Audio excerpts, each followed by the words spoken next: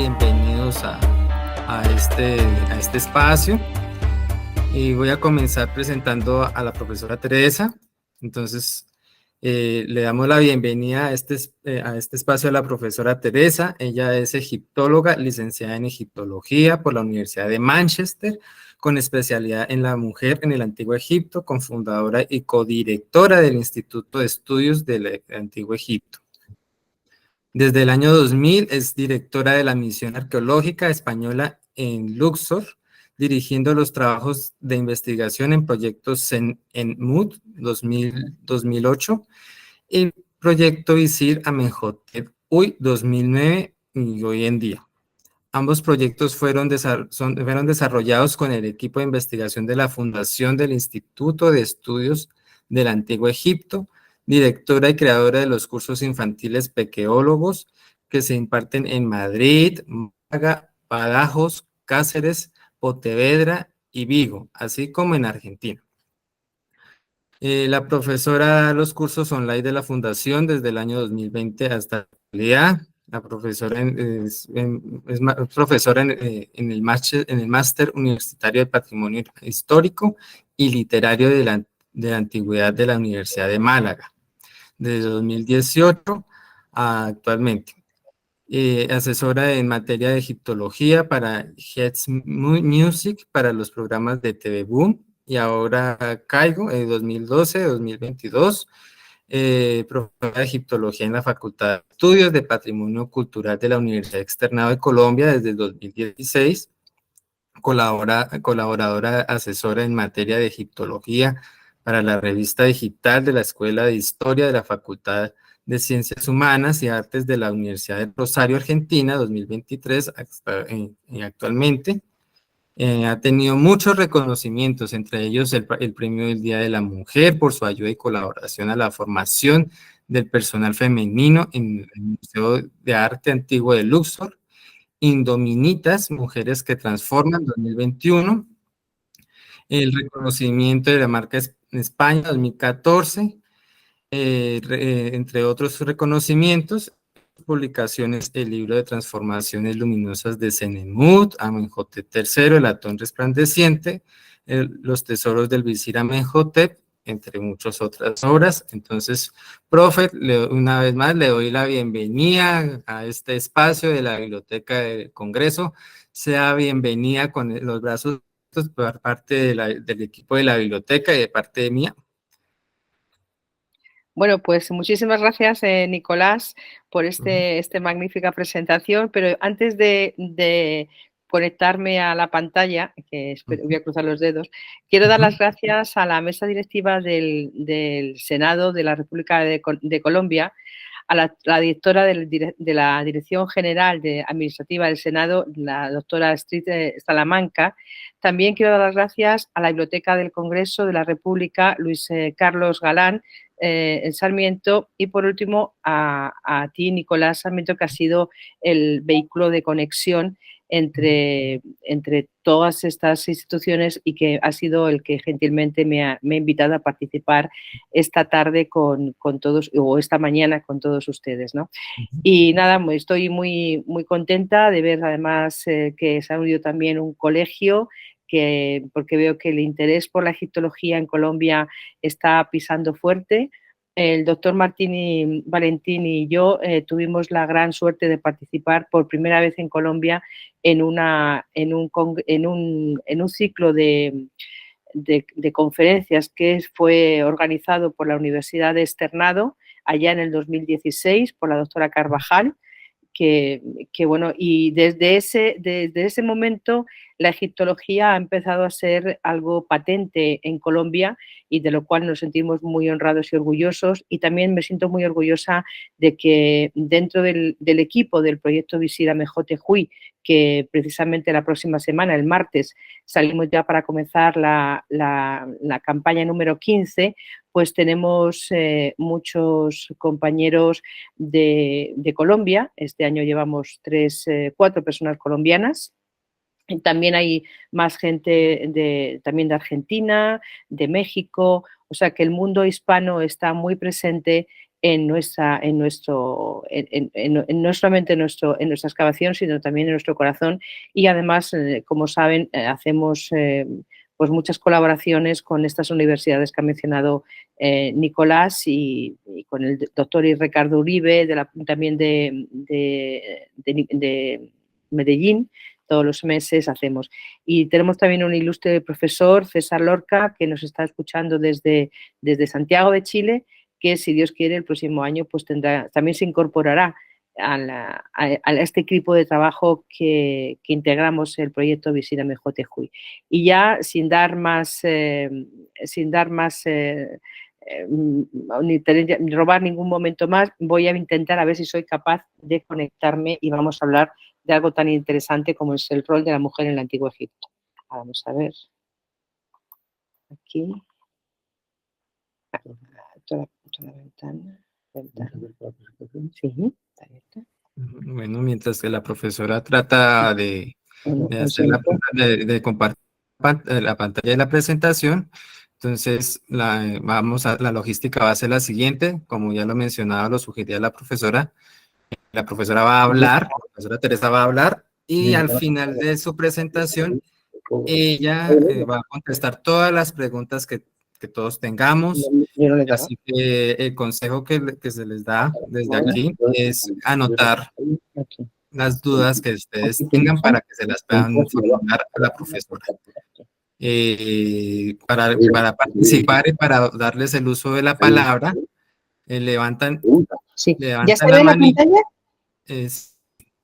Levantan la manito, así como yo lo estoy haciendo, para que yo les dé el uso de la palabra y así la profesora pueda contestar las preguntas en orden. Bueno, ¿se ve la pantalla ya? Sí, profe.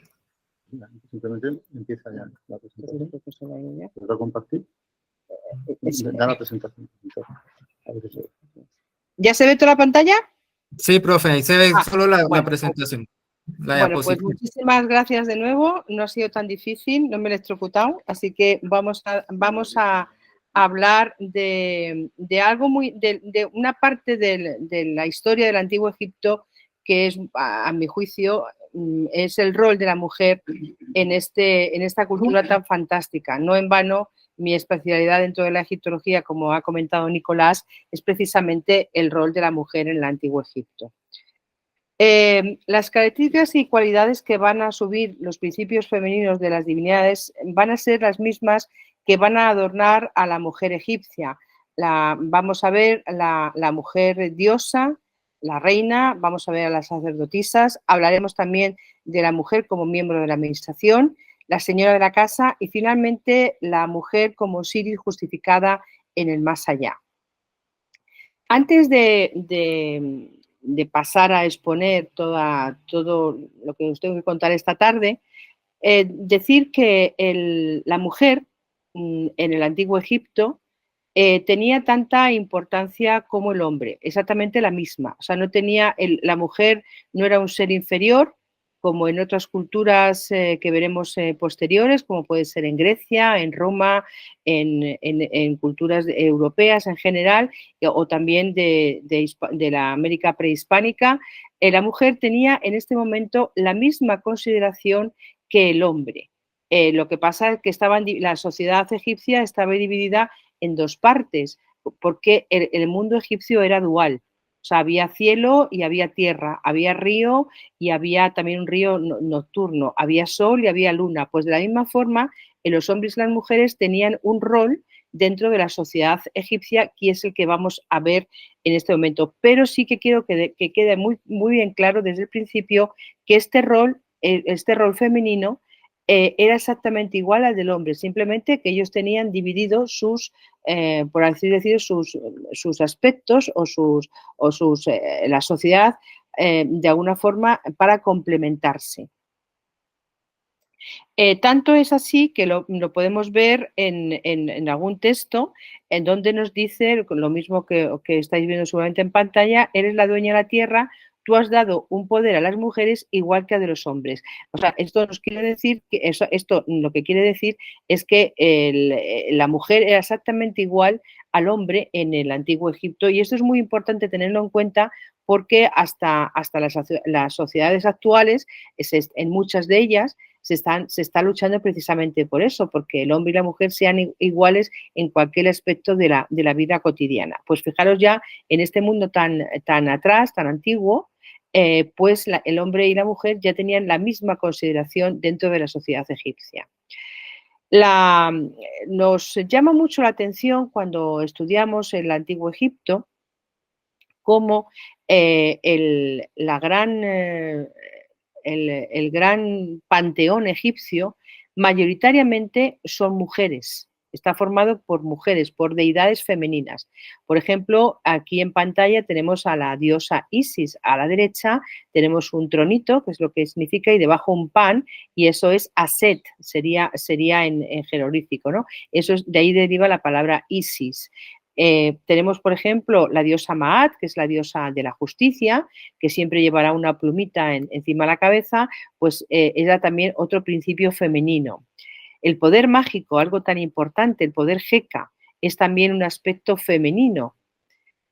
Fijaros también que la diosa Nut, que es el cielo, representa el cielo, es también un principio femenino. Y aquí, fijaros qué importante es que en todas las culturas que conocemos siempre el principio de la madre tierra está asociado al mundo femenino, mientras que el cielo es siempre más masculino. En Egipto no, en Egipto la diosa Nut, que es la representación como la vemos aquí, es una diosa del cielo, es un principio femenino, mientras que la tierra va a ser un principio masculino. Otro aspecto de otra divinidad femenina será la diosa Hathor, que la vamos a ver en diferentes aspectos a lo largo de la presentación. Es también otro principio femenino. Y por supuesto, dentro de este principio femenino que tiene la diosa Hathor, que está representado por dos aspectos. Uno que es el que os acabo de pasar, que es un aspecto benéfico de una vaca dulce, que es una madre muy gentil, que está dando de mamar tanto en la vida terrestre como después va a estar asociada a una diosa difunta que también va a acoger a los difuntos. O sea, es la diosa de la música, de la armonía, del equilibrio, pero en otro aspecto que tiene no tan benéfico va a ser una diosa leona, una diosa que va a intentar matar a la humanidad, va a intentar a veces destruirla, y entonces los egipcios lo que hacían era que siempre entonaban cánticos precisamente para que el principio benefactor de la diosa Hathor prevaleciese sobre el factor negativo de esta diosa, que era este aspecto terrible de diosa leona. Ahora vamos a ir viendo una de las importancias, quizá unas características también muy importantes dentro de la sociedad egipcia, es la realeza, y la realeza femenina en este caso. La diosa que tenemos aquí en pantalla, que es la misma diosa, es otra representación diferente, pero está en forma de mujer, de diosa vaca, que vemos aquí las orejitas. Es la misma diosa vaca que os acabo de mostrar, que era esa vaquita roja que os acabo de mostrar. Esta diosa, en los principios se van a confundir, a veces, bueno, no es que se confundan, sino que más bien se complementan. La diosa Hathor, que no se pronuncia Hathor, como la mitad de las veces se dicen, porque las H's en egipcio tenían sonido, un sonido J también, más suave que la otra de jamón, por ejemplo, pero es un sonido más de H aspirada, ¿no? Y entonces, son la palabra Hathor tiene tiene dos partes. Hat-Hor. Hat significa algo así como casa, la casa de Hor. ¿Y quién es Hor? Horus, la casa de Horus. Y esto representa el vientre materno. Y no hay nada más bonito que la representación de una mujer donde acoge al futuro, al niño que va a nacer, dentro del aspecto femenino, de la realeza, lo que nos está representando siempre es esa diosa reina que va a dar a luz siempre por toda la eternidad al niño Horus, que será después el siguiente faraón. El otro aspecto que tenemos aquí que complementa es la diosa Isis, que ese es el trono que os he enseñado antes, que aquí tenemos otro aspecto ya como mujer, que la tenemos aquí tan bonita, que esta imagen es un relieve del templo de Abidos. Pues también estas dos diosas se complementan y dan este aspecto femenino de protección, de realeza, porque la reina en el antiguo Egipto lo que hacían los dioses, perdón, los reyes, lo que ellos representaban en la tierra era un principio místico. O sea, ellos pensaban que la naturaleza, perdón, los dioses habían creado la maravillosa tierra de Egipto y había para ello después una serie de dioses. Estaba Isis y Neftis y está Set y su hermano, perdón, Osiris y su hermano Set, ¿no? Esto era una pareja divina que era un principio de la creación en algunos aspectos. Y estos reyes lo que van a hacer siempre, van a imitar de alguna forma o van a representar de alguna forma a los dioses y entonces van a hacer como si fuese un drama en su vida y por lo tanto el rey siempre será Horus cuando es joven y cuando fallezca será siempre Horus, mientras que las reinas van a representar siempre a las diosas Isis y Hathor, dando de nuevo vida a los nuevos reyes, ¿no? Es un ciclo.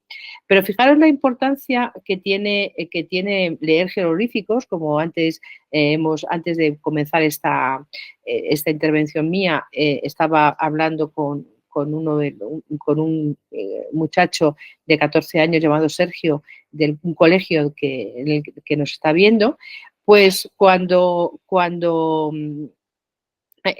uno de los grandes egiptólogos y arqueólogos británico llamado Petrie, cuando al final del siglo XIX, principio del XX, que estuvo excavando en Egipto, cuando encontró una serie de estelas, como esta que tenemos aquí, que está en el Museo del Cairo, él cuando lee esta estela leyó Mary Nate, es decir, el amado de la diosa Nate, pero no se dio cuenta que lo que tiene debajo es una T, por lo cual hay que leerlo en femenino, Merit Nate. O sea, que el nombre de esta estela estaba levantado, estaba erigida por una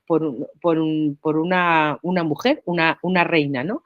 Esto se descubrió muchos años, bastante más tarde. Las reinas de Egipto van a llevar una serie de títulos. Casi todos los títulos van a estar vinculados con la reproducción de la tierra, de los animales, por supuesto de los hombres, y van a llevar una serie por ejemplo, que tenemos aquí, que os muestro en pantalla, uno que va a ser el Nebet-Hetepet, porque uno de los aspectos el Nebet-Hetepet significa la mano del dios. Según ellos pensaban, ellos creían que la Tierra había sido una de las muchas formas que ellos tienen de pensar cómo se había creado la Tierra y los animales y las divinidades. Ellos pensaban que había sido una mano quien había hecho una masturbación al dios y entonces esta mano tiene una personalidad jurídica femenina precisamente y entonces el título es Mano del Dios. Y este título lo van a llevar todas las reinas a lo largo de la historia de Egipto. Para ir abundando un poco en esta historia interesante del rol de la mujer, nos vamos ya a llegar hasta un momento muy dramático en la historia de Egipto, que es el momento precisamente de la invasión de los hicsos. A través del corredor sirio-palestino que tenemos en la parte de arriba donde pone Gaza, por ahí entraron una serie de pueblos que al principio venían de forma muy pacífica y se van asentando en lo que es en la zona del delta de Egipto, ¿no? En la zona donde vemos ahí el Mansura, Sagasid, que son los nombres actuales, ¿no? Pues en esa zona se van a ir asentando y al principio pues eran simplemente pues comerciantes, era gente que trabajaba la tierra y se van a ir introduciendo o de alguna forma mezclándose con los egipcios.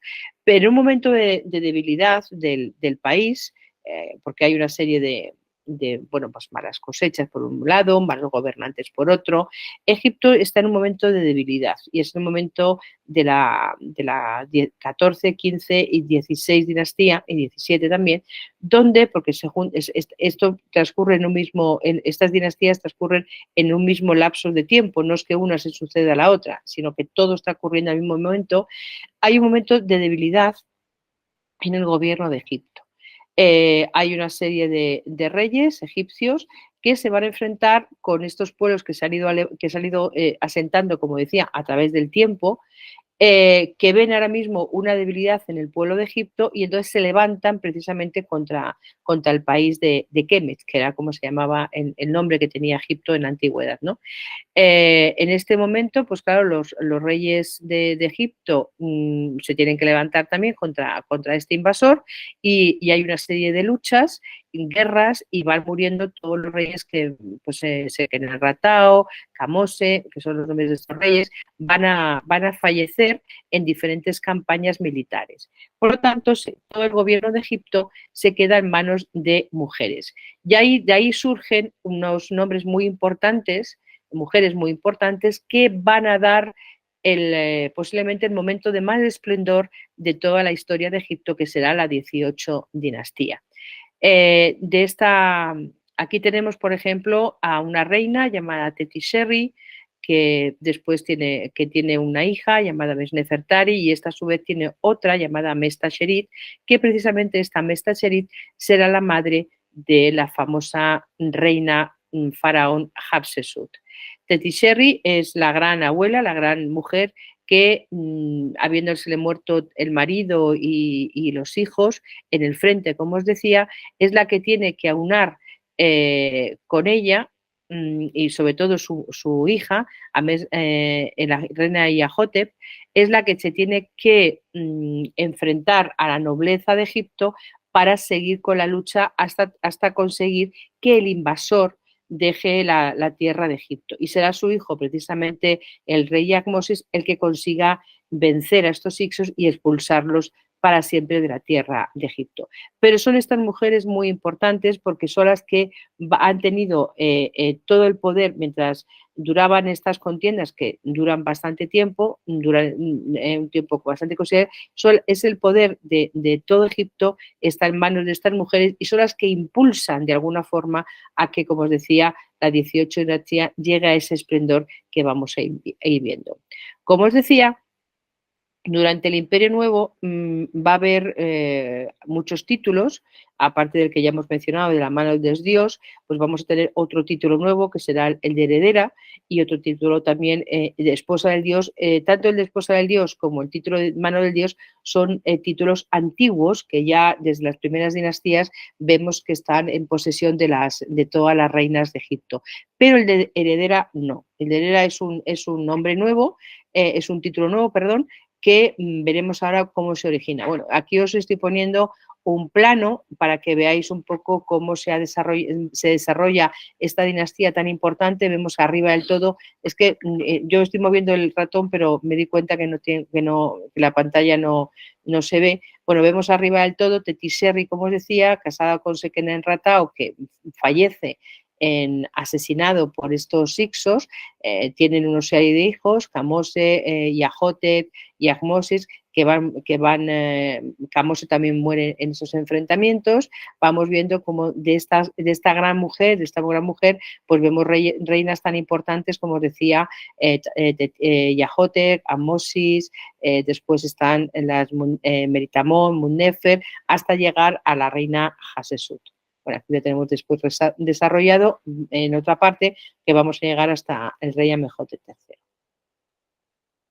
Aquí os lo que estoy poniendo en pantalla, esto además es una foto súper reciente, es de una pirámide precisamente que se encontraba en Abidos. Abidos es una ciudad, como mucha gente sabe, que está en el Medio Egipto, muy sagrada, era el lugar del dios Osiris. Ellos pensaban que aquí estaban las puertas del cielo, por eso era tan importante y tan sagrado colocar aquí estelas y colocar monumentos precisamente para cuando los dioses pasasen por haciendo este recorrido hacia las puertas del cielo, pues que se fijasen en los familiares, en las estelas de los familiares que por aquí pasaban, ¿no? Y tener unos beneficios religiosos importantes. Bueno, pues en esta pirámide que tenemos en Abidos fue donde se localizó precisamente la estela que tenemos a la izquierda, que es una estela dedicada precisamente por el faraón Ahmes, que lo tenemos, el cartucho lo veis ahí, que es una lunita, como unos 3 deditos como hacia abajo, que realmente es una cuerda, y la S, ¿no? Se lo dedica a su nieto, precisamente a su abuela, la reina Tasherit, para de alguna forma pues agradecer pues la fuerza de esta mujer, el haber no desfallecido cuando realmente Egipto estaba en una situación muy difícil porque no hay hombres, o sea, no hay reyes y las mujeres son las que tienen que hacer valer su posición para que bueno, de alguna forma todo pudiese seguir continuando como ellos pensaban según sus creencias y sus tradiciones. La reina Ahmed Nefertari, que es la que tenemos aquí en pantalla, que es hija de Tasherit, va a llevar el título de Yahote, perdón, va a llevar el título de segundo profeta de Amón. Es un título que no sabemos muy bien cómo la llega, pero sí tenemos que intuir que es precisamente en este momento histórico que yo os estoy explicando, donde los reyes y los sacerdotes y todo el poder de Egipto de parte masculina ha fallecido o está muy debilitado por estas guerras. Son las mujeres las que se tienen que poner al frente de todos los rituales que se hacían en los templos, de hacer todos los sacrificios, de hacer todo esto, y entonces ellas van a empezar a llevar una serie de títulos como este de segundo profeta de Amón. También van a llevar el título de esposa del dios, el título de mano del dios también, y también va a llevar el de heredera, y ahora os explico.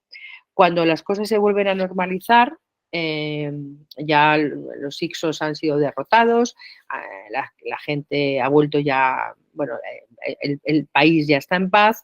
Bueno, las mujeres, claro, de repente ellos estaban haciendo todos los rituales en favor de los dioses y de repente pues alguien les debió decir que se apartasen, ¿no? De alguna forma. Claro, porque evidentemente el rol de la mujer no era llevar precisamente estos títulos, ella tiene los suyos, pero ellas lo que hacen en este tiempo es que combinan los de ellos con las de ellas, ¿no? Entonces, pero la reina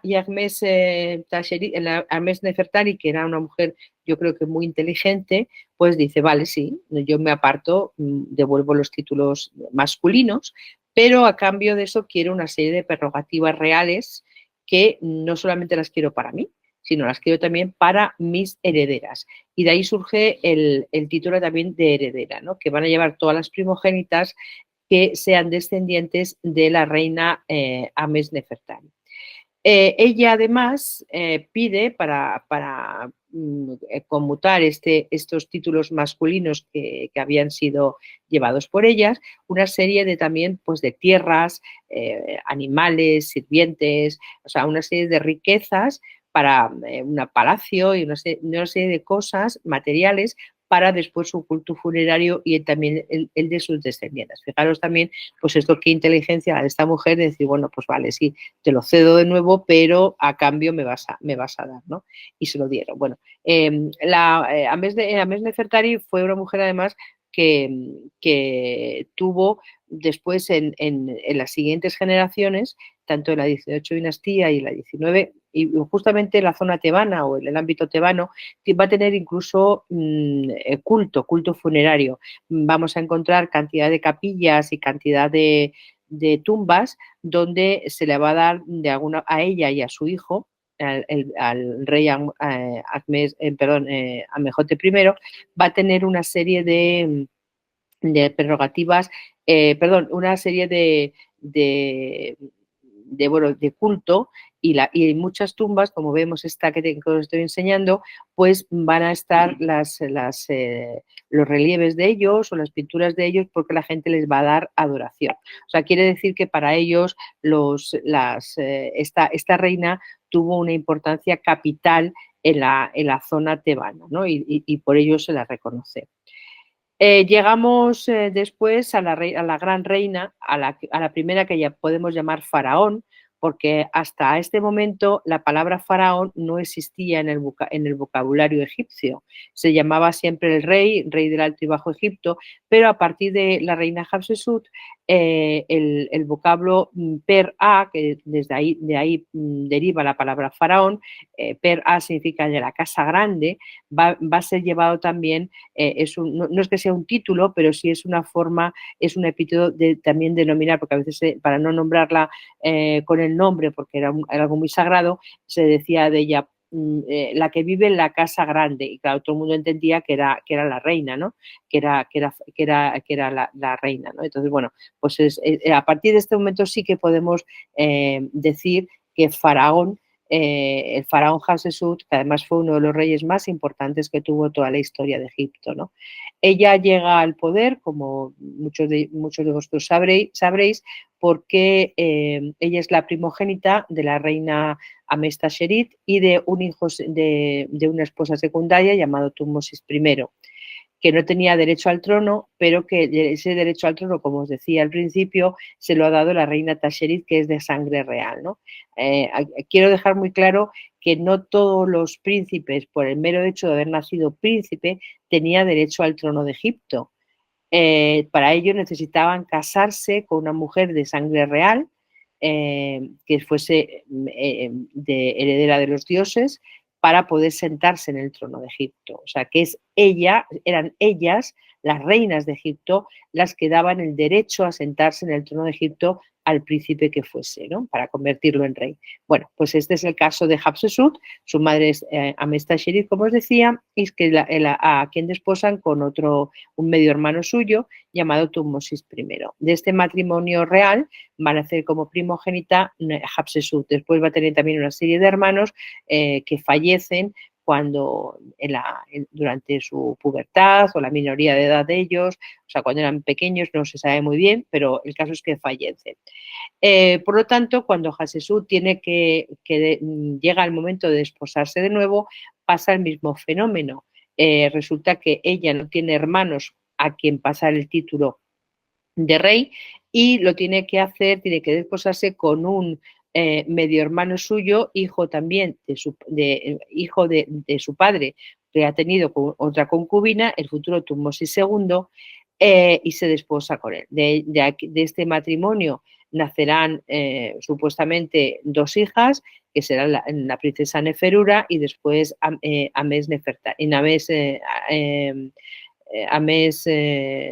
Hatshepsut. Entonces, el tema es que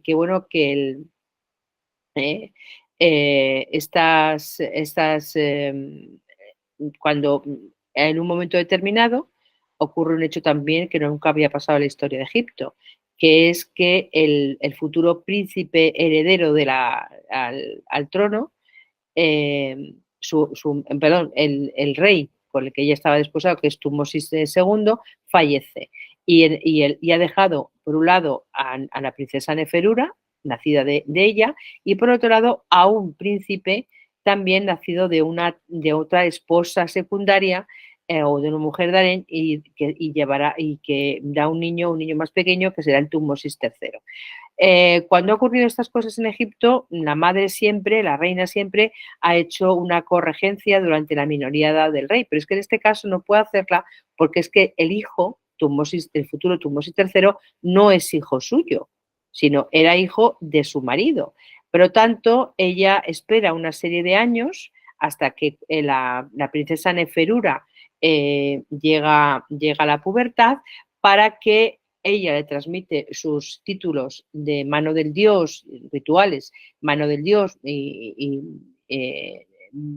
aquí la vemos, por ejemplo, la princesa Neferura es este personaje que va con un lacito en la cabeza, ahí tenemos a Neferura, en la capilla roja es precisamente de su madre, ahí la tenemos, y entonces pasa esos títulos religiosos a su hija y entonces es cuando ella se nombra rey del Alto y Bajo Egipto, faraón.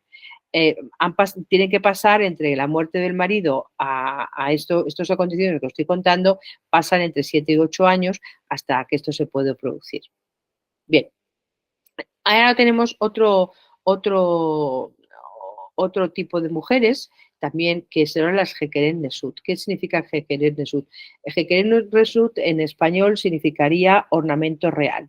Estas son mujeres de alto nivel que tienen relaciones con el rey, relaciones carnales, y de estas relaciones pueden nacer o no los pues niños y niñas que en muchos casos forman parte del harén cuando son niñas, y cuando son niños pues van a formar parte de los nobles de los reyes siguientes, ¿no? Que son, en el fondo son todos medio hermanos. Esas Jekeren Nesut habitan en un palacio. Las Jekeren Nesut son mujeres de un estamento muy alto, están muy bien consideradas, y ellas además podían si querían permanecer en este harén, o podían, por otro lado, desposarse con algún noble o con alguna persona de la familia que ellas quisieran, porque la mujer en Egipto tenía todo el derecho a casarse y a desposarse con quien quisiera. Ahora vamos a ver otro aspecto de estas mujeres, que va a ser la mujer sacerdotisa. Lo que tenía que hacer la mujer cuando las mujeres, como ahora vamos a ir viendo, y os he ya comentado, ellas participaban de los rituales de los templos, y de la misma forma que el hombre tenía que, cuando entraba en servicio del templo, tenía que purificarse, ellas también tenían que purificarse para hacer los rituales que fuesen dentro de las diferentes diosas o dioses que ellas o diosas que ellas siguiesen, ¿no? Los rituales, lo que tenían que hacer, aparte de hacer cánticos y salmodias en los diferentes momentos y aspectos del año, y en algunos rituales para el año, ellos también bailaban, por ejemplo, en algunos festivales delante del toro sagrado, como podemos ver aquí a la reina Nefertari bailando delante de este toro. Pensar que todos los rituales eran rituales que iban a propiciar la fecundidad de la tierra. Y cuando digo fecundidad de la tierra, hablo que para que los campos creciesen con las máximas cosechas, los animales tuviesen el mayor número de, pues en este caso, de becerritos y cositas así, ¿no? Entonces, era una sociedad muy agrícola, donde todo se regía por las estaciones, por el río Nilo, por el sol y las cosechas. En el fondo, Egipto no ha variado mucho, porque el país del Nilo en la actualidad es un país muy agrícola, donde cultivan los cultivos ahora son diferentes que en la antigüedad, pero ellos ahora mismo cogen 3 cosechas al año también de diferentes productos, ¿no? O sea, y todo esto, pues según ellos pensaban, había que propiciarlo desde los templos, y había que hacer a lo largo del año y a lo largo de los días una serie de rituales diferentes para que esto se produjese de esta forma, donde la mujer, como os decía, pues participaba muchísimo de estos ritos. Así tenemos que hay mujeres que son cantoras de la diosa Hathor, cantoras de diferentes diosas, como os he dicho antes, pero mayoritariamente de la diosa Hathor hubo muchísima predilección precisamente por los rituales de esta diosa, que a lo largo de todo el año se tenían que hacer, ¿no? Y había muchas mujeres que lo llevaban. Os hago notar, por ejemplo, en esta iconografía tan bonita de una tumba tebana, donde vemos a una mujer que lleva en su mano, lleva agarrado una cosa, eso es un sistro, eso es un elemento precisamente característico de las mujeres que que eran cantoras o que estaban vinculadas a los cultos de la diosa Hathor. Otro de los elementos importantes de estos rituales para esta diosa precisamente es llevar las pelucas. Pero si veis en la peluca, que acaban unos tirabuzones abajo, en la parte izquierda, el que está más cerquita de la cara, lleva como una especie de tirabuzoncito. Ese tirabuzoncito no es de la peluca, es un tirabuzón precisamente de la propia sacerdotisa, en este caso esta mujer, porque la diosa Hathor, uno de los muchísimos epítetos que tiene, aparte de señora de las turquesas, por eso muchos de los collares que ellas llevan son del color turquesa.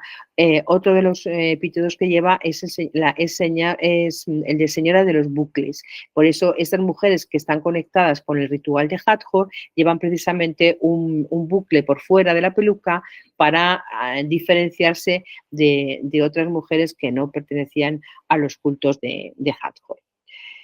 Otro elemento importante dentro de los trabajos de las mujeres, dentro de lo que hacían las mujeres en esta sociedad egipcia, era el de ser plañideras.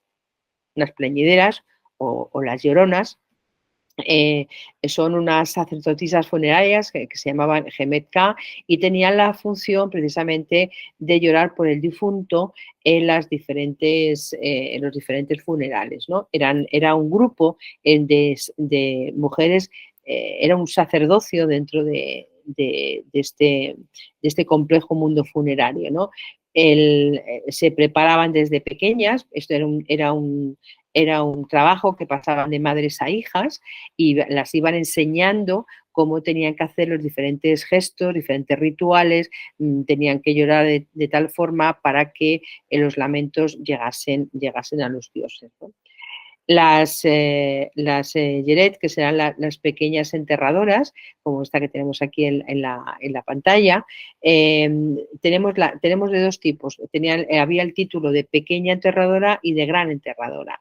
Básicamente, estas mujeres lo que hacían eran que se asimilaban a la diosa, la gran enterradora era la diosa Isis y la otra, la Yeret, la que es la pequeña, pues era la diosa Neptis. Y aquí emulaban el ritual, el rito de momificación y cuando estas dos hermanas, cuando el rito, o sea, ya sabéis que bueno, el dios Osiris fue muerto a manos de su hermano, el dios Set, fue troceado su cuerpo y se esparció por muchas partes de Egipto y cuando la diosa Isis se enteró de este trágico suceso, llorando, fue con su hermana buscando todos los partes diferentes del cuerpo hasta que los unió casi todos y entonces los unió con diferentes bandaletas de lino y de ahí surge la momificación. Bueno, pues en los funerales, pues estos personajes, estas pequeñas Yeret son representadas por mujeres que hacían de Isis y Neptis y las vamos a ver en muchísimas de las tumbas que tenemos a lo largo de Teos. Aquí tenemos, por ejemplo, una mujer que a veces podía ser incluso la propia mujer del difunto, no tenía que ser una mujer de alguna forma que representase, en algunas ocasiones, porque había a veces que sí, porque la señora de la casa había fallecido, ¿no? Entonces tenían que tirar mano de estas mujeres que eran de alguna forma unas sacerdotisas que reemplazaban precisamente a la mujer en representación de la diosa Isis, ¿no? Pero bueno, aquí en muchas imágenes las vamos viendo. Como os he comentado al principio, tenemos aquí otro grupo de plañideras, este es muy importante, o sea, muy famoso, quería decir, perdón, se encuentra la tumba de Ramos en la tumba 55 en Gurna, muy cerca de donde nosotros estamos trabajando en el proyecto Visilamejotejuy, y aquí vemos pues diferentes mujeres que están haciendo diferentes lamentos y las vemos unas que son más mayores, otras que son más jóvenes, e incluso vemos en la parte de abajo a una niña que incluso todavía lleva la coleta de la infancia, donde ya la están preparando precisamente para saber cómo tenía que entonar y poner las manos y cómo tenía que llorar y qué lamentos tenía que hacer para que bueno, cuando fuese mayor, pues seguir los pasos de su familia, ¿no? De su madre y seguramente también de su abuela, ¿no? La zona tebana está llena de estas mujeres y vemos también, por ejemplo, cómo se atan el pelo, porque el pelo dentro del ritual de funerarios era muy importante, y vemos cómo estas mujeres se atan el pelo para que no les estorbe la cabeza en la parte delante, los mechones no se vengan para adelante en ese desorden, porque era algo que no estaba bien, ¿no? Porque lo que estaban propiciando precisamente era el orden para que el difunto pasase a ese más allá. ¿Qué trabajos hacían las mujeres dentro de la sociedad, dentro de la sociedad egipcia? Uno, pues aparte de estos que ya hemos ido mencionando, bueno, la de la reina es de la reina, pero estos que hemos ido mencionando ya, que eran parte del sacerdocio dentro de los templos, uno de los títulos más importantes era el de señora de la casa. Ser señora de la casa, no os penséis que es algo baladí. O sea, señora de casa era una mujer que controlaba su casa, estaba al cuidado de los hijos y también de las personas ancianas. Pero aparte, dentro de estas casas, en este momento, como bien sabéis, la moneda no existe y todo era a través de trueque. Pues estas mujeres pues eran las que se dedicaban a tejer, se dedicaban a hacer, pues, por ejemplo, sandalias, se dedicaban a hacer, bueno, una serie de cerveza, como vamos a ver, y todo esto después, los sobrantes que no se utilizaba dentro de la casa, estas mujeres lo podían intercambiar con otros objetos y esos objetos pasaban a ser de ella. O sea, que ella era de alguna forma la que controlaba el nivel económico de esa casa, ¿no? O sea, que el ser señora de la casa era un título además muy, muy reconocido, muy importante y que tenía un estatus bastante alto, ¿no? Como os he dicho, la mujer, uno de los principales cometidos que tenía era tener bebés, o sea, era ser madre. Pensar que tenían muchos hijos, porque la mortalidad infantil era altísima, o sea, altísima. Nosotros, por ejemplo, en la tumba que estamos excavando, del visir Amenhotep-Hui, en las tumbas auxiliares, pues hemos encontrado, ahora mismo tenemos alrededor, en total, desde que empezamos el proyecto, alrededor de 750 restos humanos. Me gusta decir momias completas porque no todas están completas, porque muchas de ellas han sido violadas, pero el resto humano tenemos alrededor de 750, y de esta cantidad de fragmentos humanos, muchísimos de ellos pertenecen a mujeres y muchos a niños, ¿no? Hemos tenido a veces cuerpos donde ha sido enterrada una madre y un hijo, posiblemente esta mujer pudiera haber muerto de sobreparto, y entonces pues, la enterró al bebé y a ella juntos porque pudieron fallecer. Pero vamos, que la mortalidad infantil era muy alta. O sea, era altísima, y si no morían al nacer, pues después había miles de probabilidades de que no llegase a la edad adulta, porque pues desde fiebres, picaduras de escorpiones, serpientes, bueno, había una cantidad ingente de cosas que podían ocurrir hasta que este infante o esta niña llegase a la mayoría de edad, ¿no? Por eso tenían además, bueno, pues muchísimos hijos. Otro de los trabajos importantes de las mujeres, como os decía, era la elaboración de la cerveza. La cerveza la había de dos tipos. Era una que tenía alcohol, de ahí viene nuestra cerveza, el origen de la cerveza es egipcio, y después había otro tipo de alimento muy importante, que era a base también de cebada, pero no cebada, era una especie de pasta muy nutritiva, porque además le añadían dátiles, le añadían, por ejemplo, también miel, y esto era un elemento básico de la comida del egipcio. También fabricaban panes. Los egipcios tenían algo así como 34 clases de panes diferentes, de muchos tipos, redondos, más alargados. Otro elemento importante de trabajo de las mujeres era, por ejemplo, las tejedoras de lino. Ellas se dedicaban precisamente a hacer pues todo tipo de vestidos y de sábanas y de elementos con los que después iban a confeccionar la ropa. Y esto se hacía en casa, como decía. Pero aparte de eso, una vez que este elemento había excedente, por así decirlo, pues ellas, como os he dicho antes, lo podían de alguna forma pues intercambiar con otros objetos que tuviesen un valor parecido, y así se iban haciendo, pues, por ejemplo, pues con collares o con otro tipo de amuletos o otro tipo, por ejemplo, de sillas para la casa, y eso pertenecía. En el antiguo Egipto, aquí estamos viendo un telar, que es después el telar que pasó a España, y después de ahí pues pasó a América, ¿no? Es el telar vertical. Otro elemento importante de trabajo de las mujeres, era la de hacer perfumes, precisamente. Y el perfume no solamente servía para oler bien, sino que además el aceite, que sigue siendo una riqueza muy importante en Egipto, el aceite se utilizaba tanto para elementos de olor bueno, como también para medicinales, ¿no? O sea, era un trabajo bastante importante para ellas, ¿no?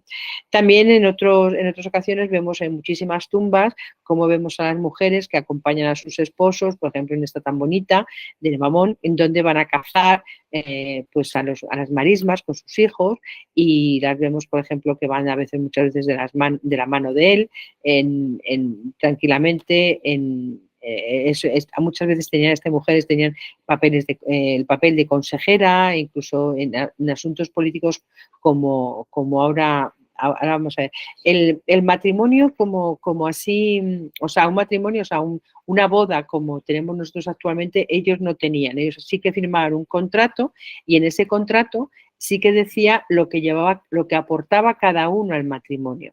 Por ejemplo, y ahí se pactaba si, por ejemplo, había divorcio, porque el divorcio existió en el antiguo Egipto. En este divorcio, pues ya se pactaba lo que, si, por ejemplo, pues el marido la engañaba o se divorciaban porque no habían congeniado o lo que fuera, lo que ella se iba a llevar de eso. Ellos contribuían a la casa con diferentes objetos, o sea, llevaban diferentes enseres, que muchas veces se pactaba que si había un desacuerdo, pues esos enseres pasarían de nuevo a ella, ¿no?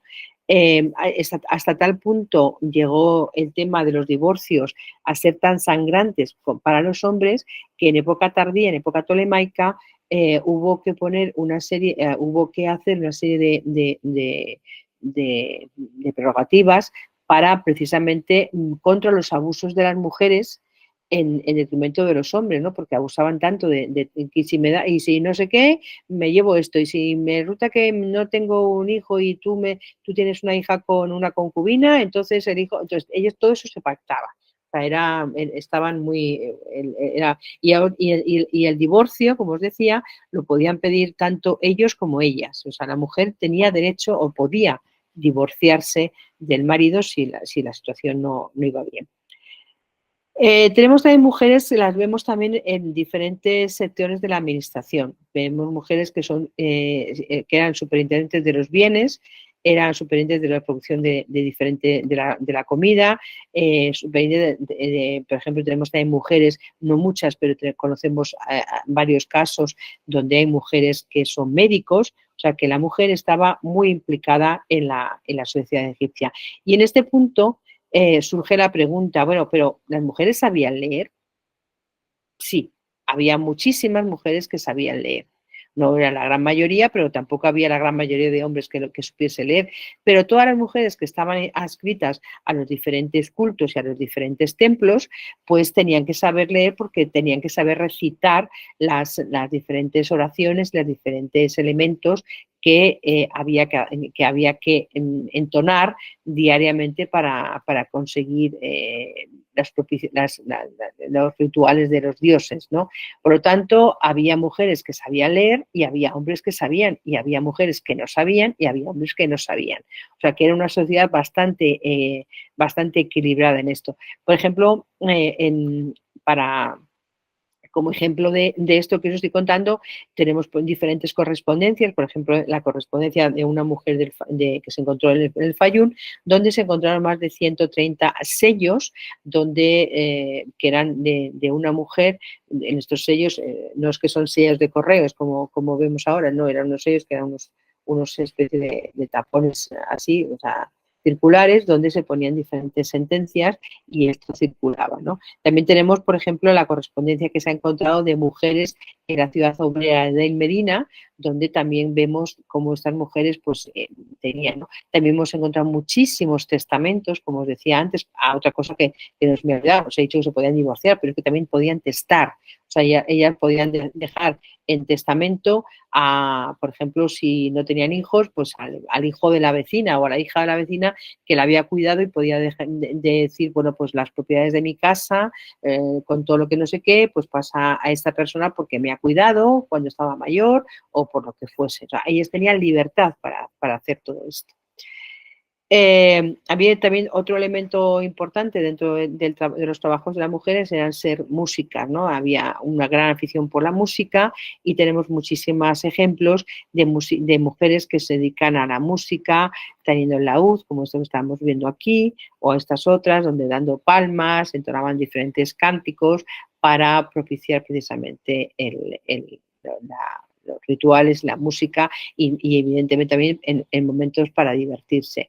Otro trabajo que tenían las mujeres era también el de ser sirvientas, como no, estaban también escritas a las mujeres importantes y a los hombres y hacían, pues como os he dicho antes, pues desde la cerveza, desde perfumes, pues servir, atender a la señora, como estamos viendo en esta imagen, donde también atender a sus vestidos y todo esto, ¿no? Y vemos como también pasaba. Una cosa que no hacían las mujeres pues, precisamente es ir al campo a trabajar.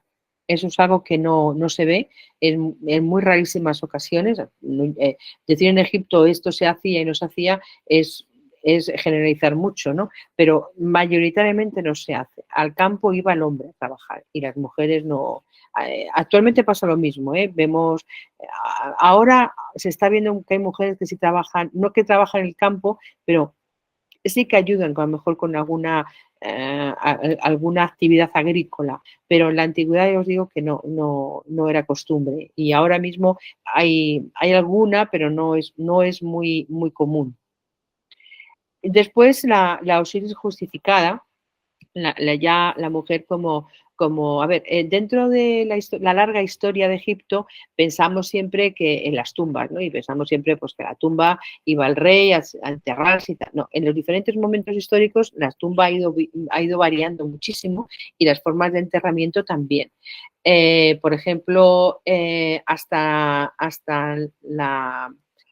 Tutankamón, por ejemplo, el rey y la reina se enterraban la reina se enterraba en la tumba del rey.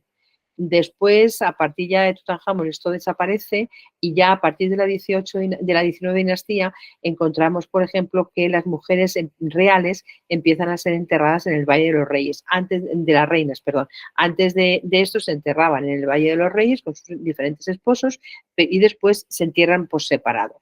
En el caso de las mujeres de la sociedad egipcia, pues sí que vemos que se entierran, en casi todas, se entierran con sus maridos. Pero las tumbas son colectivas en el sentido de familiares, o sea, eran como panteones, ¿no? Se enterraba el padre, se enterraba la madre, se enterraban los hijos y se van abriendo y cerrando tantas veces porque también hay un problema de espacio. Tampoco hay tanto espacio como para hacer una tumba por cada persona de Egipto, ¿no? Pero entonces las mujeres habitualmente en este momento se entierran con sus maridos. Pero muchas de ellas, hay veces que tenemos tumbas de mujeres y sobre todo lo que podemos encontrar también muchas veces es estas pequeñas figurillas que se llaman useptis, que son los respondientes, que se dejaban depositadas en las tumbas para que en el más allá, en lugar de ellas, trabajasen estos respondientes con cara femenina, o sea, tenían derecho a tener su cara femenina. aquí, por ejemplo, esta maravillosa cantora de Amón, ese sarcófago fantástico, pues son enterramientos femeninos. Esta sí que tenía una tumba única, suya, y lo sé porque la descubrí yo. O sea, esta parte apareció en la tumba en el patio de la tumba del visir Amenhotep y apareció sola con su pequeño ajuar funerario y pertenece a una cantora del dios Amón. Actualmente este sarcófago ya limpio y restaurado se encuentra en el Museo de Luxor, donde se puede ver.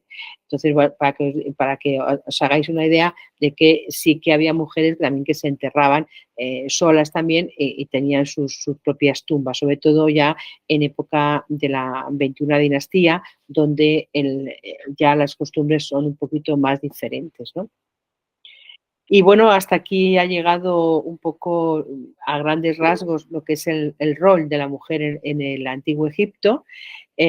Como os comentaba al principio, en unos días nos vamos, el martes concretamente, nos vamos para comenzar esta 15 campaña de excavaciones. Hoy os he puesto la página del proyecto Visir Amenhotep para que si nos queréis ver lo que hacemos, lo que llevamos hecho, lo que estamos haciendo diariamente allí, este equipo español, donde, como os he comentado antes, pues hay también muchísimos integrantes de compañeros del mundo hispanoamericano, como puede ser desde Colombia, México, Argentina, Ecuador, o sea, hay muchísima gente que está integrado con nosotros y espero que alguno de los que me estáis escuchando, pues que en algún momento determinado de vuestra vida, pues que podáis formar parte de nuestros equipos. Y nada más, y muchísimas gracias por vuestra atención, y ahora voy a ver cómo veo la pantalla de nuevo y ya me someto a vuestras preguntas, que seguro que tenéis muchas. ¿Para cómo hago para salir de aquí? A ver, aquí.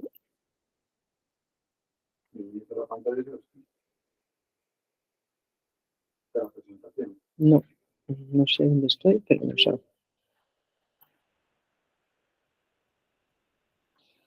Simplemente voy a cortar, que estoy hablando con una loca.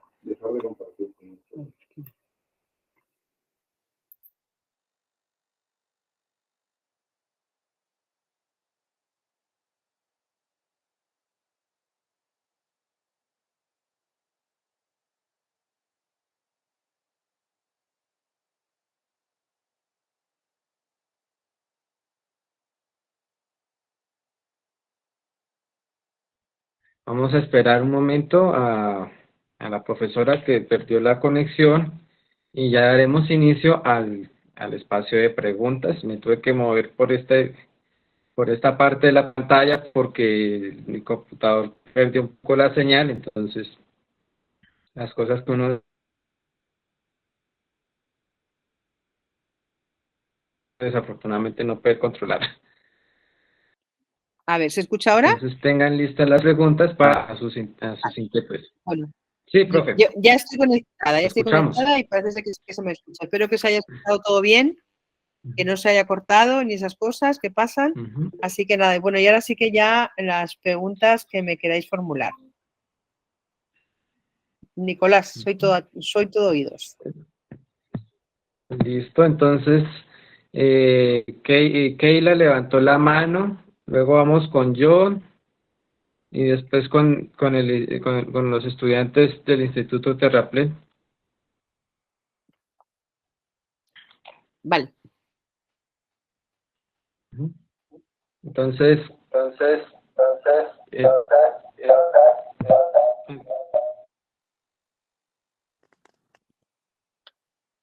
no oigo quién me pregunta. Entonces, Keila, ¿tienes el uso de la palabra? Felipe, qué gusto verte. Yo no te oigo, pero te veo. Yo estoy aquí, no sé si me oye. Ah, sí. Qué gusto verte. ¿Cómo estás? Muy bien, muchas gracias desde Te Colombia. veo muy abrigadito. Está haciendo mucho frío y estoy como agripado. Qué pena la comunicación bilateral aquí, don Nicolás, que estemos aprovechando. Bueno, sí. Nicolás me parece que se ha perdido. No Sí, sé, no, ya. no, está aquí ya de nuevo. Sí, ya. Sí, Nicolás. Bueno, entonces le damos el uso de la palabra a Daniela López. ¿Tienes el uso de la Daniela. palabra? Hola, buenas tardes a todos. Hola. Primero que todo, darle muchísimas gracias a la Biblioteca del Congreso de la República por este espacio, al Instituto de Estudios del Antiguo Egipto.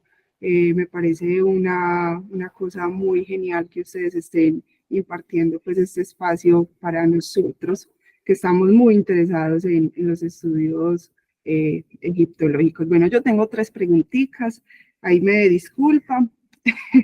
La primera sería sobre Nitocris, la supuesta primera faraona, no sé si es un mito, una realidad. La segunda pregunta es sobre si los puestos de plañideras, sacerdotisas y todos los trabajos de las mujeres eran heredados o cómo se podría llegar a hacer este tipo de actividades. Y tercero, tengo entendido que las actividades del procesamiento de la cerámica aquí en Colombia es una tradición hecha por las mujeres. Quisiera saber si esto mismo sucede en el Antiguo Egipto. Muchísimas gracias y es un placer escuchar.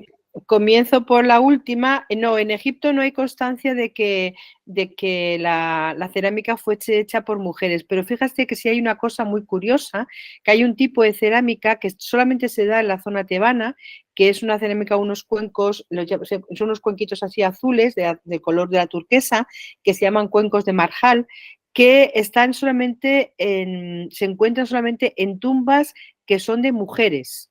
No se vas a encontrar jamás un cuenco de marjal en una tumba masculina y siempre son alegorías, están pintados alegorías de la diosa Hathor, pues a lo mejor a veces con lotos, a veces con diferentes plantas acuáticas y son muy, muy bonitos, son pequeñitos, no son una cosita así chiquitita, un platico así chiquitito como un cuenquito pequeñito y son digo, de color azul turquesa, pero no hay constancia que estén hechos por manos femeninas, pero sí que se encuentran solamente en tumbas femeninas, eso sí hay constancia.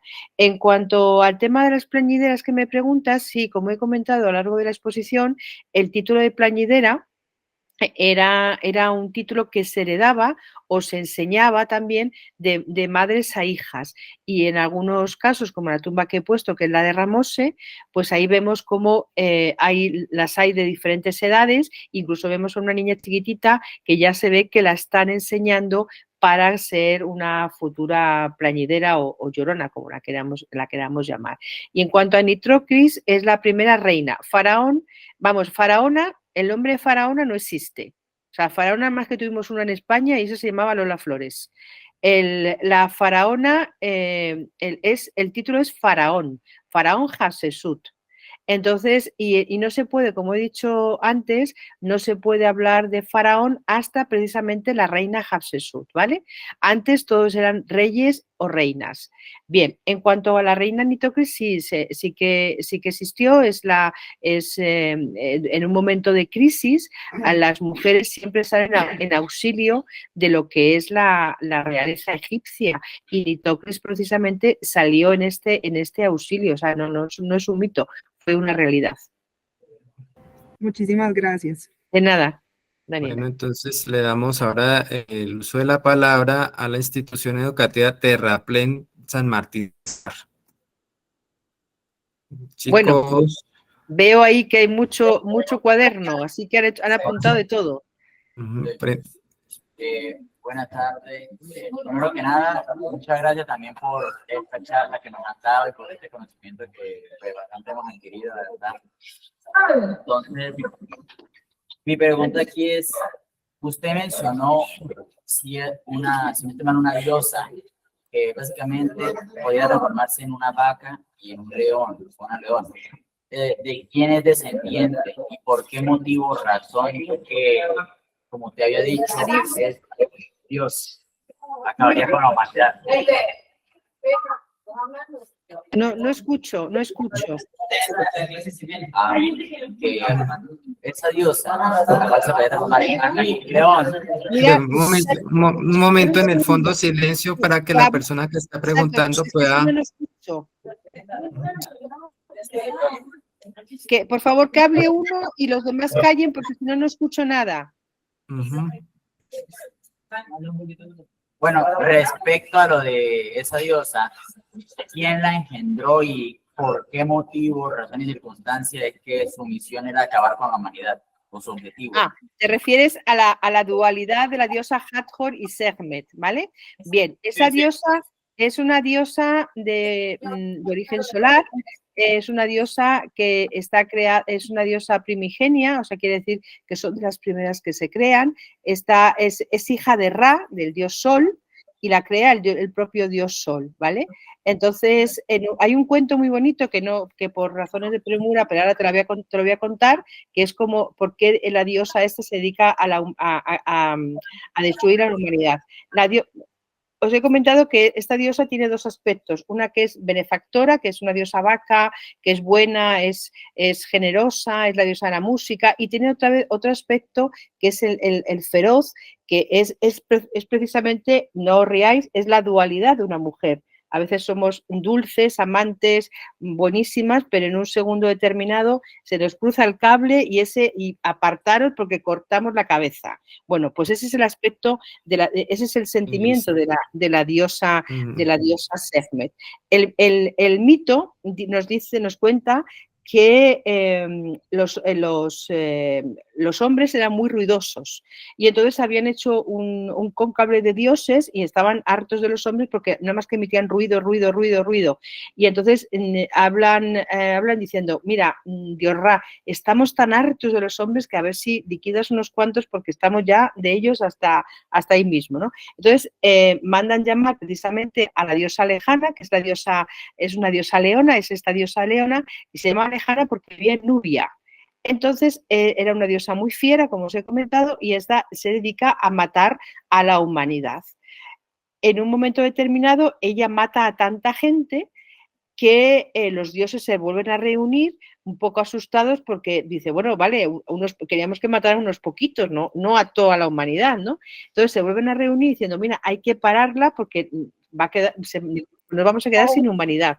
Entonces empiezan a reunirse los dioses y entonces hay dos, que uno es el dios Tot, que es el dios de la escritura, y otro dios muy simpático, que es Nubio, que es un dios así como patizambo, muy, muy, muy simpático.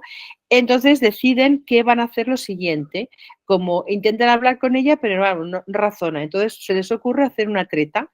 La diosa leona era una diosa muy coqueta.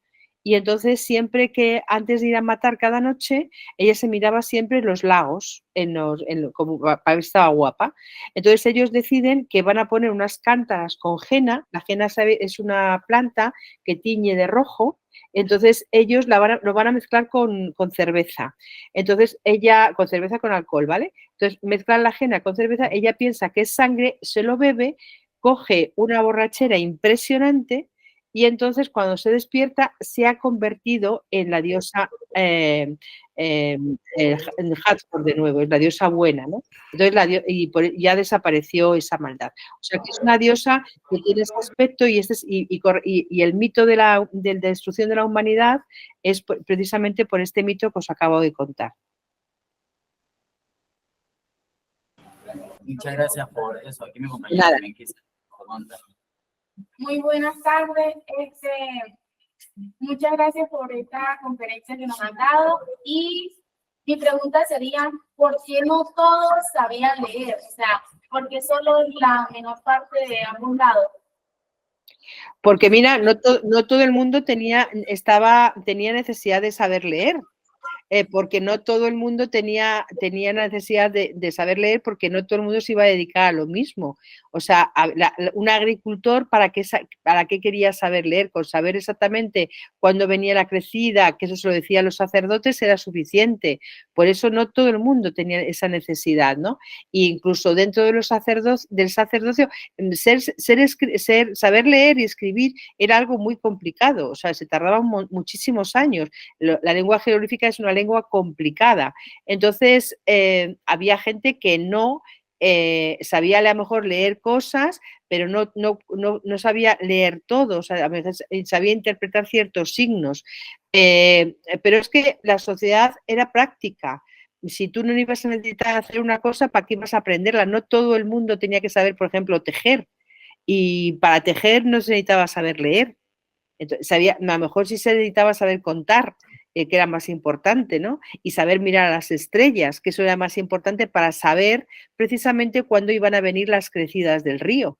Entonces, eso sí que era importante. Y solamente saber leer o escribir era importante para ciertas profesiones, no para todas.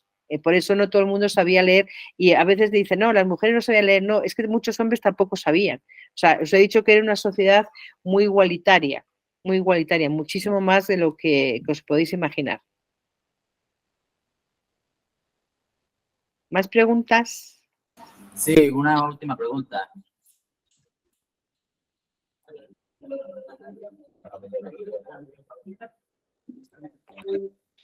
Para saber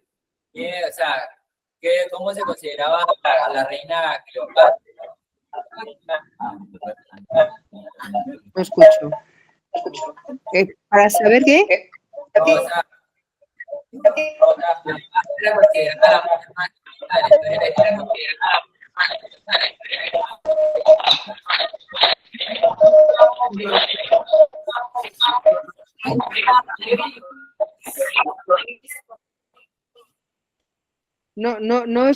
No escuché nada. Era Cleopatra considerada la mujer más hermosa de Egipto. Vamos a ver.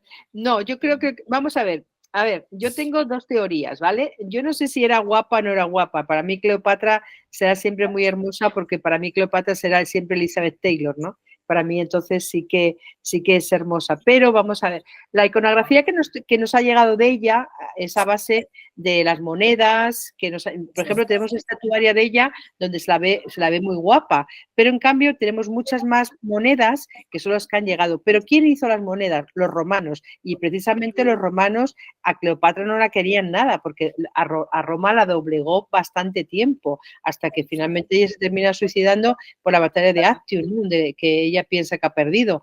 Pero realmente la iconografía que nos ha llegado de ella es con una mujer con una nariz así, bueno, le falta solamente la verruga aquí, la pobrecita, y eso no es el reflejo de muchas estatuas que nos han llegado de ella hechas en Egipto. Estas monedas hay que pensar que las hace el enemigo. Entonces, el enemigo se va a poner guapa. Mira, a ver, se va a poner lo más feo posible, ¿no? Pero vamos, yo creo que era lo que sí que era es muy inteligente, muy inteligente. Se piensa, bueno, se sabe que sabía al menos hablar 8 idiomas. Era una mujer muy inteligente. Y claro, para haber seducido a los césares tenía que ser muy inteligente. Yo creo que muy guapa también, porque si no, ¿cómo? Entonces, Se ríe, el profesor César se ríe y mi amigo Felipe también se ríe. Eso quiere decir que están de acuerdo conmigo. No, muchas gracias por tu tiempo. De nada, me alegro que a través de las ondas al menos os llegue parte de esta gran civilización del mundo egipcio que realmente es apasionante. Mira, no sé si algunos os vais a dedicar al estudio de la antropología, como decís ahí, pero espero que alguno sí que se dedique a la egiptología, porque el Egipto tiene muchísimo futuro y es un país fantástico, fantástico, con una gran tradición, una gran historia y todavía mucho por descubrir.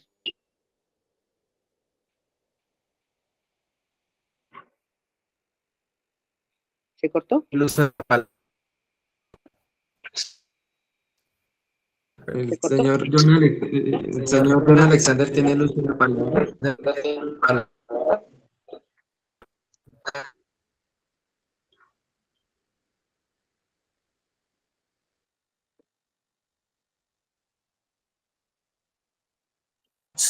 Vamos aquí con el señor César. Mi amigo. Que tiene el uso de la palabra. Sí, César, ¿cómo estás? Solamente agradecer y felicitar a Nicolás por la organización. Me parece maravilloso que hayan participado niños y jóvenes, colegios. Eso lo encuentro maravilloso. Que puedan escuchar a la doctora Bedman. Maravilloso que ellos puedan transmitir y sentir el conocimiento de la doctora Bedman. Y bueno, aquí yo tenía en mis manos justamente por casualidad este libro de la doctora Teresa Bedman, que es maravilloso, ¿verdad? Reinas de Egipto, que es muy hermoso, maravilloso. A ver si los niños y jóvenes tal vez algún día lo pueden leer. Es precioso, yo lo leí entero. Aparece una treintena de mujeres. Y mi pregunta, para cerrar, para la doctora Teresa, doctora, ¿por qué en Egipto se habrá dado este fenómeno tan maravilloso de que las mujeres hayan podido llegar hasta lo más alto en la sociedad? Como por ejemplo la reina Hatshepsut, que fue faraón. ¿Cómo se explica que en Egipto, en una época tan antigua en la historia de la humanidad, las mujeres hayan podido lograr todo lo que podían querer hacer? Esa es mi pregunta, doctora.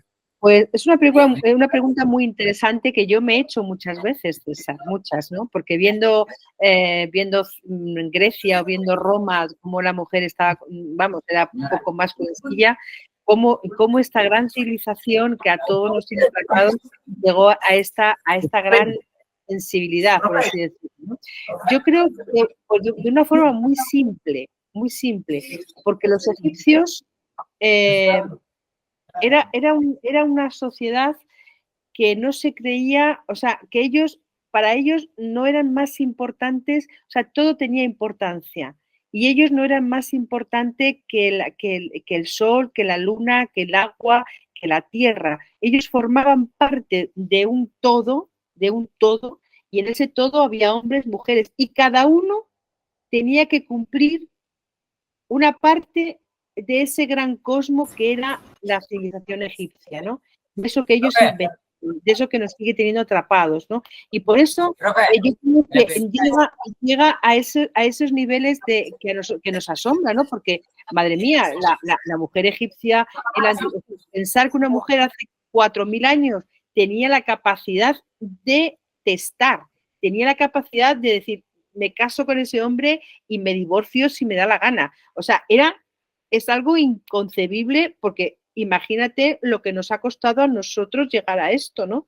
A nosotras, a llegar a esto. Entonces, pero yo creo que la magia de Egipto viene precisamente porque ellos eran parte, todos en su conjunto, eran parte de la propia, del microcosmo que ellos crearon, o del gran cosmos creo que ellos crearon. Eran una parte de esa sociedad. Y entonces no había nadie ni más alto ni más bajo, cada uno cumplía su papel y tenían que cumplirlo y ya estaba. Pero y yo creo que esa es mi explicación, a lo mejor hay otra, pero para mí es esa, porque no encuentro otra, porque cada vez que abundas un poco en el tema de la sociedad egipcia y ves precisamente qué grandes capacidades tenían las mujeres, qué manera, por ejemplo, pues eso de hacer esos contratos donde decían, no, mira, si tú te vas con otra, perfecto, no hay ningún problema, pero que sepas que esto es mío. O sea, eso es algo tan actual que por eso no chirría. Entonces, pero yo creo que es la gran aportación de listo. Entonces, ahora le damos el uso de la palabra a los estudiantes del profesor John Alexander. Tienen el uso de la palabra la niña que está ahí. ¿Cuál de ellas? Veo dos guapísimas niñas ahí. Gracias. Yo tengo una pregunta. ¿Cuál era el rol de la mujer en el comercio? ¿Se desarrollaba como trabajadora o como líder? De las dos cosas. La mujer dentro del comercio, como os he dicho en casa, el título de señora de la casa, que era la que mandaba en cada casa, ella era la que, bueno, ella, porque dependiendo los niveles, ¿no? Hay mujeres que tenían pues sirvientas o gente que, o simplemente no tenían, pero bueno, eran ellas se dedicaban pues hacían desde cerveza, como os he dicho, pan, tejidos, sandalias, hacían montones preparaban montones de cosas que ellas, los excedentes de eso que ellas no iban a utilizar para su propio hogar, lo podían hacer intercambio, hacían un trueque con otros vecinos o con otras poblaciones. Entonces, por ejemplo, pues decían, pues las hogazas de pan, cada una vale tantos deben, ¿no? De lo que sea, de cobre, de plata, bueno, de cobre, evidentemente, estamos hablando de pan.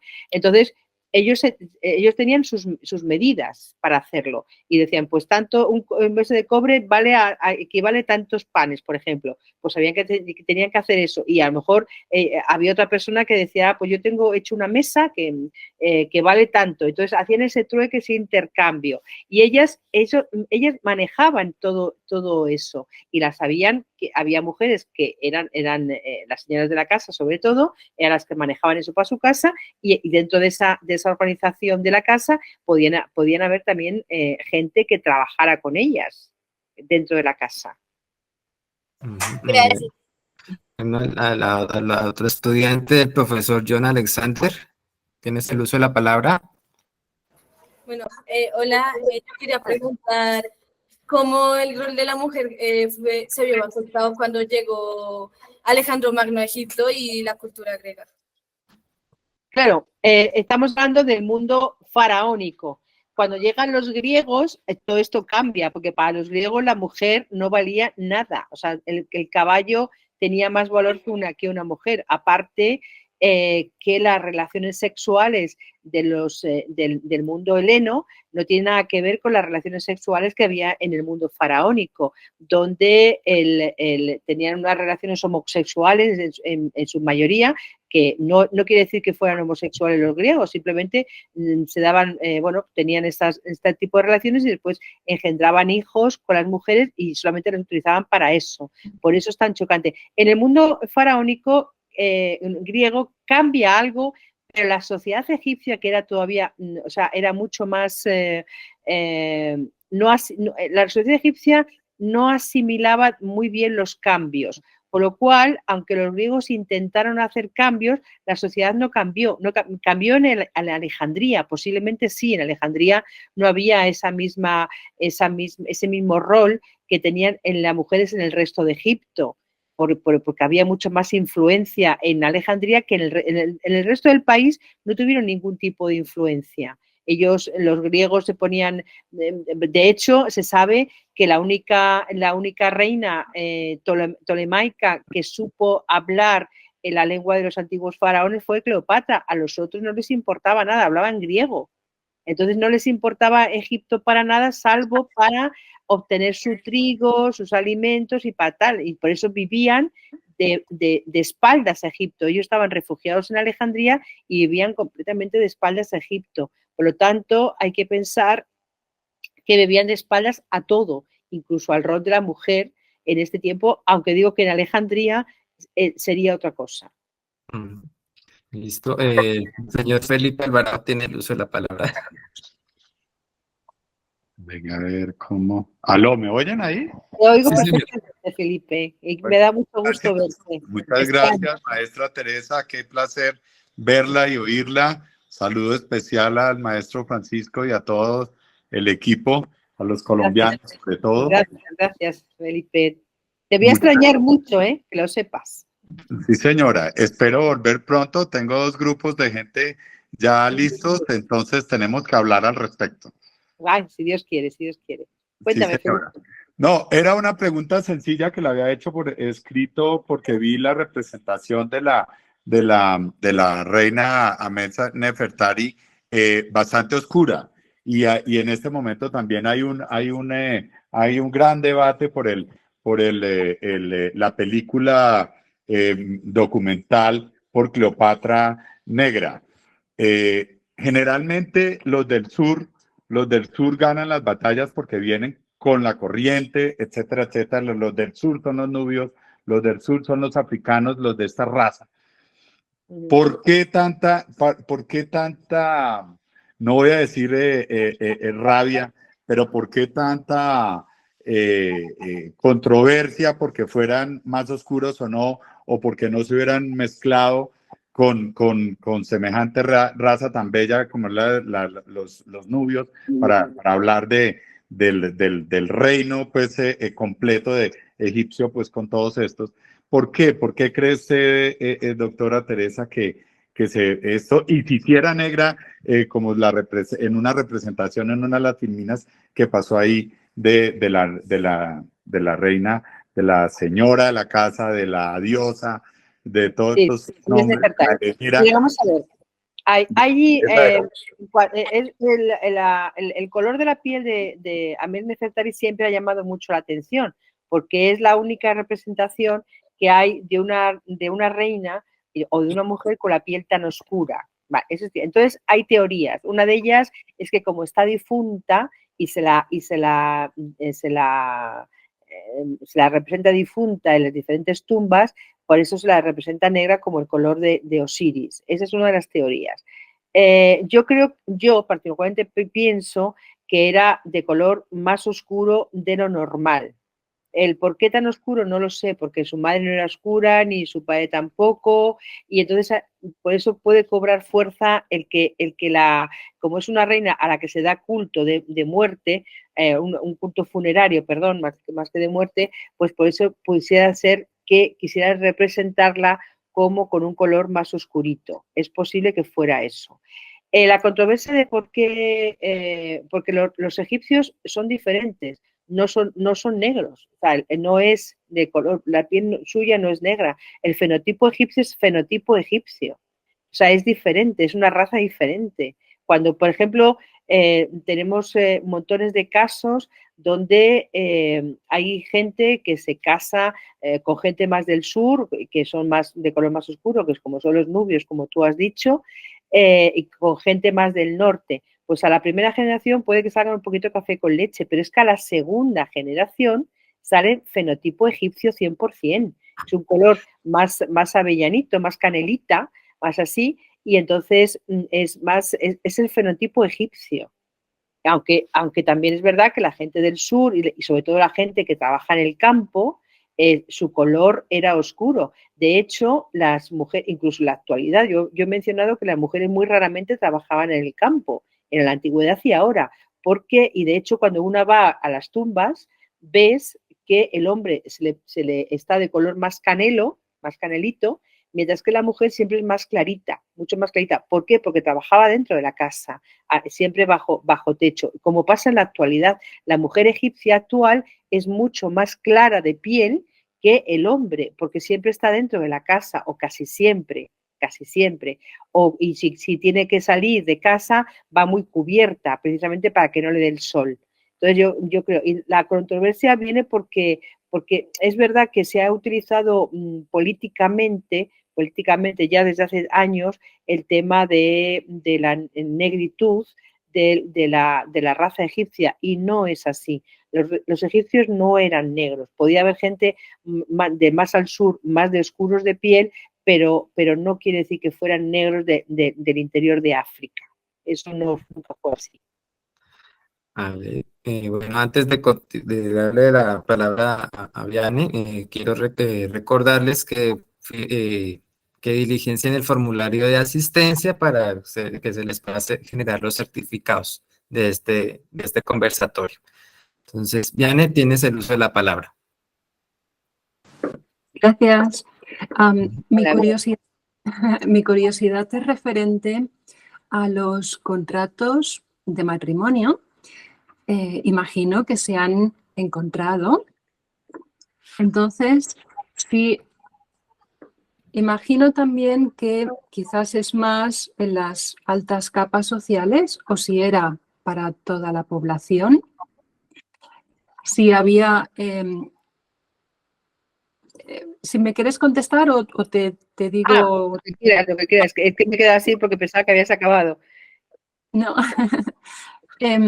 Si estos contratos privados, que imagino que eran administrativos, si había como un registro administrativo, y la otra es cuál es la primera datación y si esto se daba tanto en el norte como en el sur del país. Son muchas ¿A qué te refieres? ¿Datación? No entiendo con datación. Sí, el primero, el más antiguo que se localiza? Ahora mismo, más antiguo no te sabría decir, pero vamos a ver, volviendo al tema de los contratos, sí.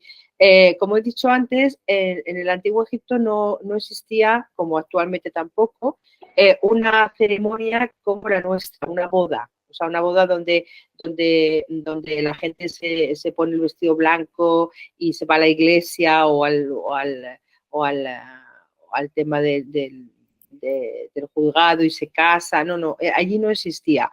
Solamente había que manifestar el hecho de querer vivir con esa persona y entonces se hacía un contrato y en donde ya se estipulaba el tema y se hacía para todas las capas sociales iguales, ¿vale?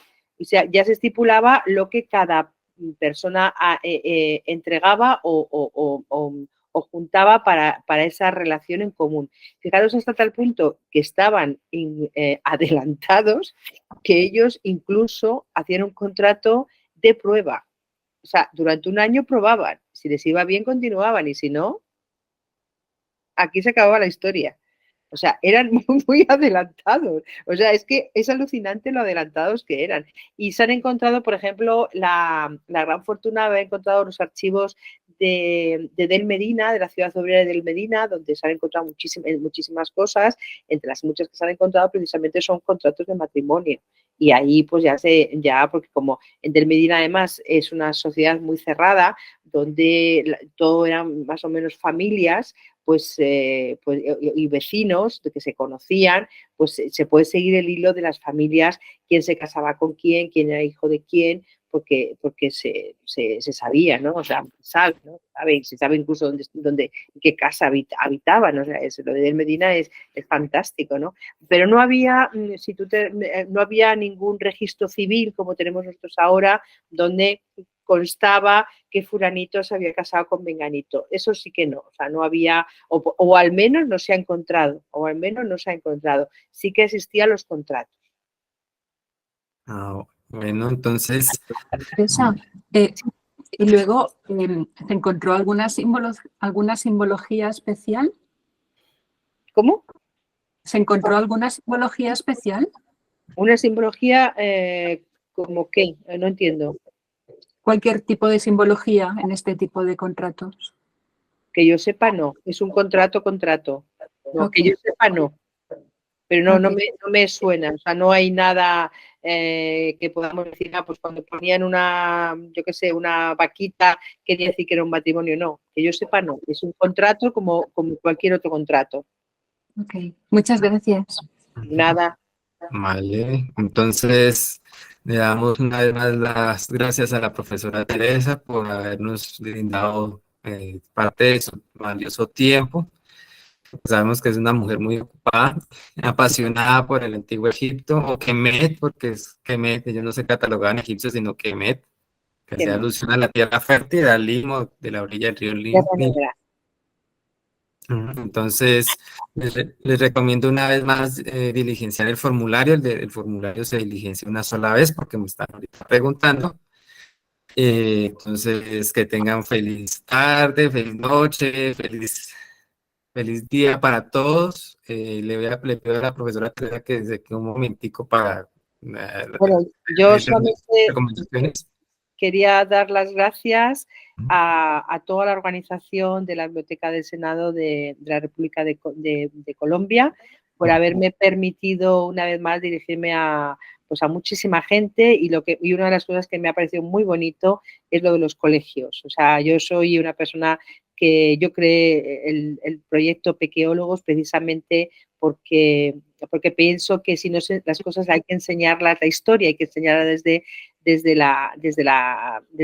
que somos pequeños, ¿no? Y desgraciadamente la sociedad actual cada vez más están quitando de los planes de estudios pues las humanidades y la gente no va a saber de dónde venimos y entonces finalmente aparecerán los marcianos por ahí y todo el mundo va a creer que es verdad que venimos de ahí. No, las sociedades venimos de mucho atrás, de cualquier latitud, siempre tenemos mucha historia y esta historia hay que investigarla, compartirla y sobre todo amarla.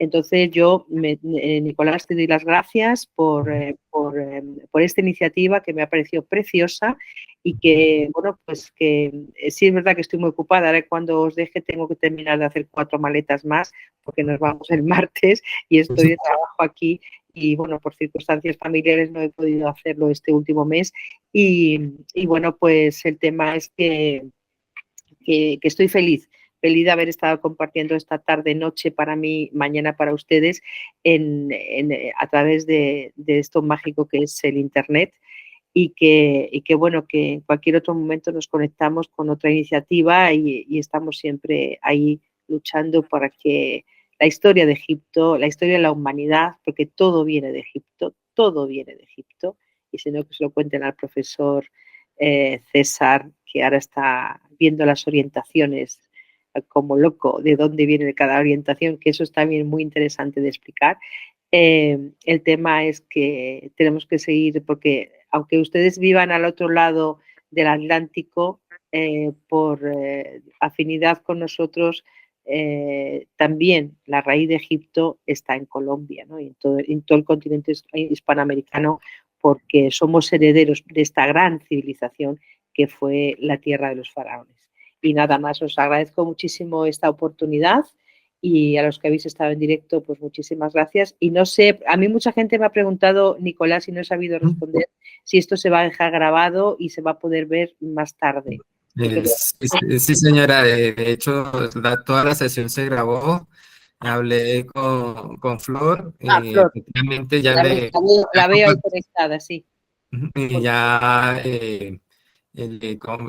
quedamos de compartir el video. Correcto. O sea, me toca consultar con mi supervisora y desde luego pues se será comparte. un placer. Yo por mi parte os doy mi autorización para hacerlo y espero que sea el primero de muchos otros coloquios con la biblioteca del Congreso de la República de Colombia.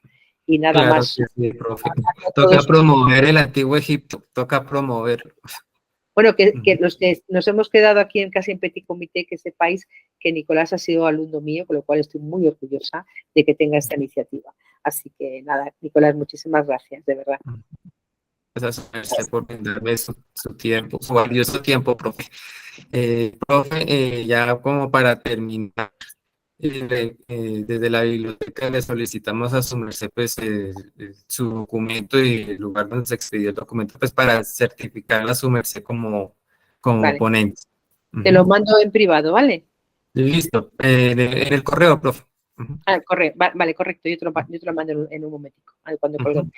Listo, ¿Vale? Vale, profe. Entonces, vale, que tengan feliz tarde. Gracias, adiós a todos. Adiós, qué placer. Feliz tarde. Adiós, Felipe, adiós, César, adiós, Vivian, adiós, Flor. Estás por ahí. Adiós. Adiós.